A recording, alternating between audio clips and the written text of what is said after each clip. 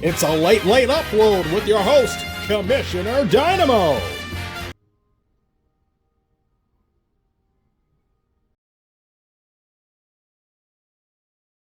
Okay, look, I know you're disappointed. I missed an entire day. Too many things happened at once and I wasn't able to do anything.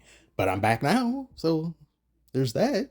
You look none too amused, so how about I give you this? A picture of a crescent moon that I took just a few days ago.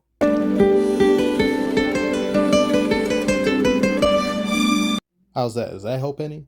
Well, I'll take it. You look a lot older than you did a few seconds ago, but what would I know? My sense of time is awful. Bucks and Pacers first, Lakers and Timberwolves second. I'm pleased to see that the Bucks were able to hold home court, because this Pacers team for the last season or two has looked like it's had the Bucks number. Possibly their shoes and socks as well. The Pacers play better on the Bucks home court than the Bucks do on the Pacers home court. The Pacers just refused to go away until it was about the end of the third quarter, beginning of the fourth quarter, when in comparison to the Bucks and how they looked on Indiana's court, they were playing catch up a majority of those games. Just when you thought the Bucks would get close to making it a 2-possession game, Pacers would go on another run, or Bucks just couldn't seem to gain any traction offensively.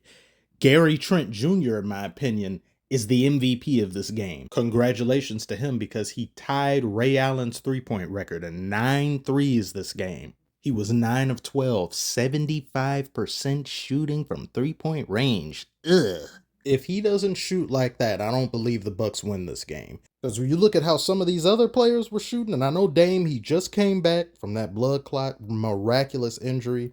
Just so shocking that he's back this soon, because normally you're out for months. So it's great to see him back, but the way he played, 2 of 12 shooting, 1 of 8 from three-point range. Relying on a clock like that will make you late to your own funeral. Speaking of funerals, Kyle Kuzma. He's playing like he's never been in the playoffs before. He's playing like he doesn't even know how to spell the word playoffs. Then he throws the ball backcourt before Giannis can get to the front court. He's a sleeper agent for the Pacers. Hard to score when you don't touch the ball. Kyle got 2 shots in the first half, both with 2 seconds on the shot clock. Doc is as delusional in defending Kuzma as he is in defending himself and blowing multiple 3-1 leads. Kuzma can play. It's funny you should say that, because I was looking through some old photos and it looks very, similar.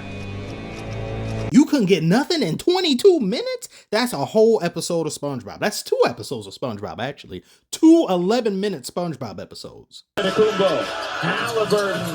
No. Did y'all hear how he said Halliburton? No. But this quality and how I've been looking at these games, this is on TV, mind you. It says HD. Does this look like HD to you? Look at Brooke Lopez's face. Braille Lopez. This quality is high dookie. Is it just me or do some of you notice this as well? If this is what HD looks like, what the hell is the lesser version than this? Also, Matherin turning Dame and AJ Green into dominoes was hilarious. And he was trash talking with someone back and forth. I'm thinking he talking to the audience. The announcer said it was Thanasis that was talking back and forth with him. Thanasis, you better get out here and wipe the sweat off this floor. Pacers ultimately lost this game mostly due to the utilization of a Giannis playing inside out. Giannis is the only one that they don't really have an answer for. So when the Bucks start playing through Giannis, getting him the ball multiple possessions to start, he can play his game and making the defense collapse around him, dishing it to a shooter and creating space for other players to go to work. But even despite this win, I don't really see the Bucks winning this series unless Dame turns on Dame time and Giannis is basically doing what he did in this game and other players are firing on all cylinders. The Indiana Pacers are just better to me. They're younger as well, and that definitely helps. They're deeper than the Bucks. They have far better ball movement than the Bucks. The pace at which they play in numerous possessions, they were able to get down to the other side of the court, taking advantage of the Bucks being slow, not allowing them to set their defense. I like the way Siakam has been playing. Naismith had a great game. Miles Turner played awful. 1 of 9, 0 of 6 from three-point range, downright foul. I don't expect him to play that badly again. Halliburton didn't have an offensively explosive night, but I feel his game is more predicated on others doing very well, and he builds off of that. And it mainly just came down to the Pacers letting the game get a little bit too far away from them down the stretch, and I think they will course correct, and I expect a tonal shift in Game 4 from them. But it's still a great win for the Bucks, and if they can win Game 4, this series becomes a lot more interesting. What's next in this video, Giannis? What's next? Now we go Lakers Timberwolves. The game was tied with 4.5 left. As James heads to the locker room with 7.7 remaining. Lakers in 5. Lakers in 5. Lakers in 5. Lakers in 5. Lakers in 5. Lakers in 5. Lakers in 5. Lakers in 5. Lakers in 5. Lakers in 5. It don't matter. Divorce court, child support, Lou Dort. Lakers in 5. OKC, KFC, UFC. Lakers in 5. It doesn't matter. Chris Paul, Jake Paul, Logan Paul. Lakers in 5. Serge Ibaka, Chewbacca, Waka Flocka. Darvin in 5. Please seek out and find the musical genius who put this together. That goes hard in the playoff locker room. It says Via Dame made that TT, but what is TT?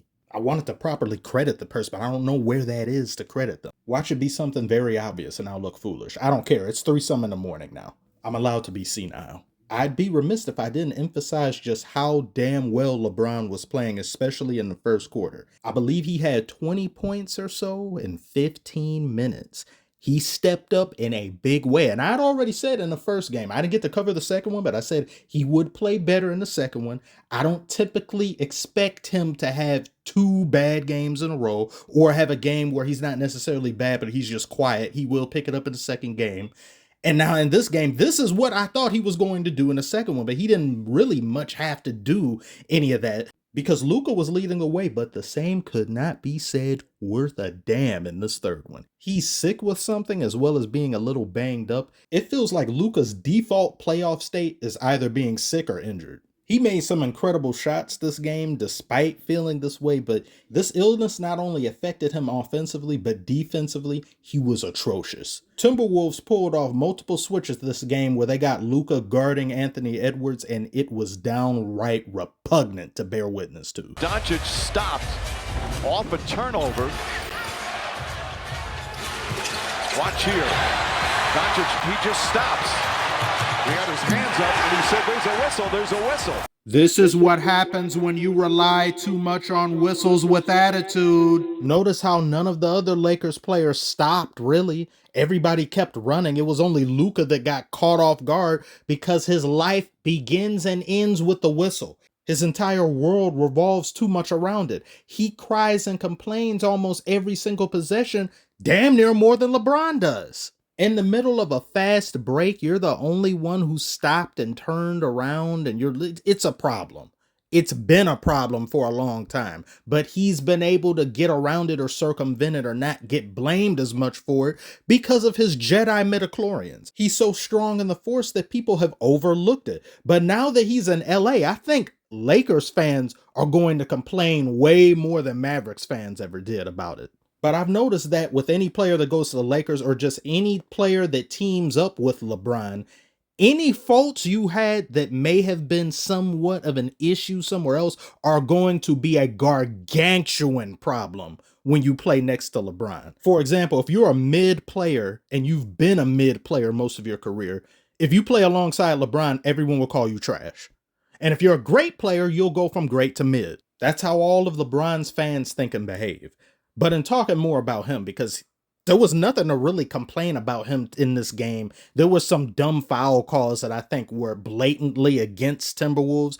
Any so much as a whisper to a Lakers player, ref would blow a whistle, but then Timberwolves got hacked multiple possessions. Ref didn't say anything. They just pretended like it didn't even happen. He shot 62% from the field and was 55% behind three-point range.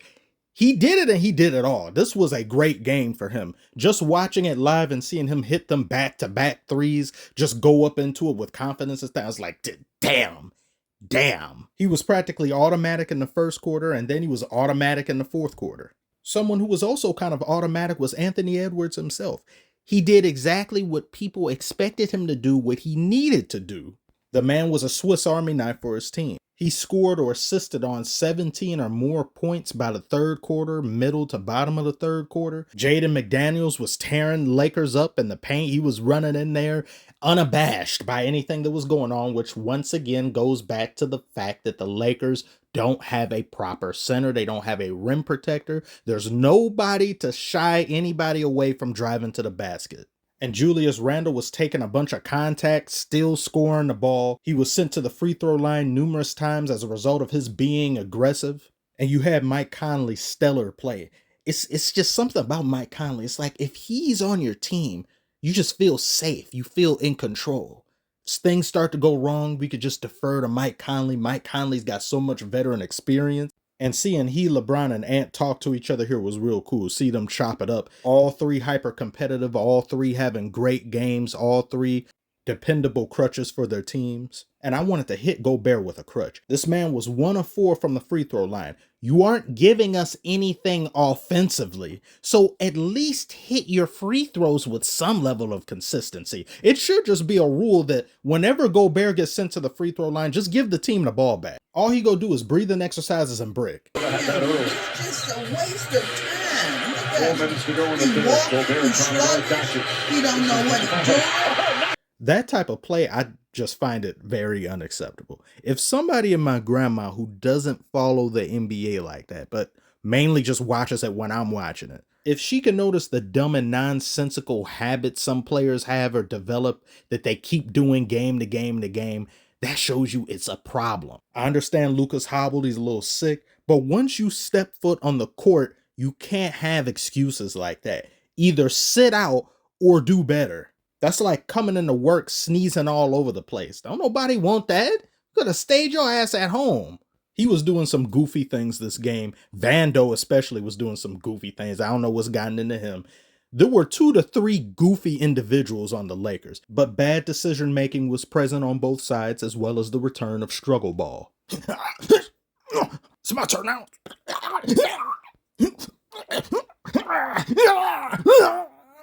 Pretty gross. There were numerous instances that both teams, while being down a certain amount, or the other team is going on a run, decides to pull up for a 3, a contested 3 at that, from Curry range.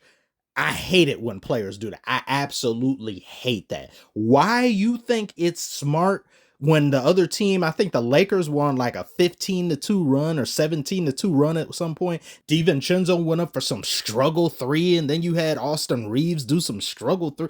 What part of the game plan is that? Is that smart? I'd much rather get a close, efficient, surefire shot that's something on the board than a circus shot 3. I don't get that. I really hate that. But whatever, it's not like I'm getting fired. These coaches will have to answer for it at the end of the day. All in all, I enjoyed this game. Timberwolves did what they were supposed to do on their home court. The next game will be very interesting. If Luka can't recover by the next game, this series is over. But at the same time, if I'm the Timberwolves, I would be very concerned if we're only just managing to pull away from the Lakers in the last few minutes of the game with a faulty nuke and Luka being there. You should have put them away far sooner, far quicker. Referees be damned. If they make the same mistake as they did in the previous game where they just play lesser than they did in their first outing, this series will end up going longer and you will end up possibly losing because you can't take care of business. I know they won, but this win and how it happened, ugh, damn, I remember that. Damn, that was greasy. That was greasy. I think they can play better as a team, but tell me what you think. Correct me if I'm wrong again, of course. This guy is cleaning up the foot. Y'all need a swifter, quicker picker-upper or something. Why one person has to do it with one hand? Time-wasting nonsense. But yeah, like and subscribe if you are new. Thank you all so very much for watching. Share your thoughts about this series thus far, and I will see you on the next one.